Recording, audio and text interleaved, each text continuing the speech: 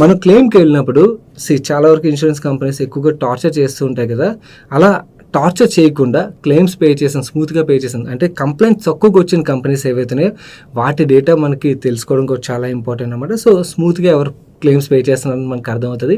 ఈ డేటా మనం ఎలా చూడొచ్చు అని మీకు డౌట్ రావచ్చు. ప్రతి 10,000 క్లెయిమ్కి ఎంత పర్సెంటేజ్ ఆఫ్ కంప్లైంట్స్ వచ్చాయి అనేది మనకి డేటా అయితే పబ్లిక్లీ అవైలబుల్గా ఉంటుంది. ఈ డేటా నేను మీకు చూపించే ముందు మిమ్మల్ని అందరినీ కూడా ఒక క్వశ్చన్ అడుగుదాం. మీ గెస్ ప్రకారం ఓకే, ఇలా తక్కువ కంప్లైంట్స్ వచ్చి అంటే స్మూత్గా క్లెయిమ్ సెటిల్ చేసిన కంపెనీస్లోని నెంబర్ 1 పొజిషన్లో ఏ కంపెనీ ఉండి ఉంటుంది అనుకున్నారు? మీ గెస్ ఏంటో కింద కామెంట్ సెక్షన్లో కామెంట్ చేయండి. 5 సెకండ్స్ ఆగుతాను.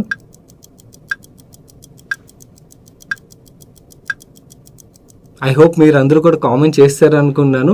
చాలామంది గెస్ రైట్గా కూడా చేసి ఉండొచ్చు. టాటా గ్రూప్ కంపెనీ, టాటా ఏఏ నెంబర్ 1 పొజిషన్లో ఉన్నది. చాలా తక్కువ కంప్లైంట్స్ అయితే వీళ్ళకి అగేన్స్ట్గా వచ్చాయి. అండ్ సెకండ్ పొజిషన్లోని హెచ్డిఎఫ్సి లైఫ్ కనబడుతుంది.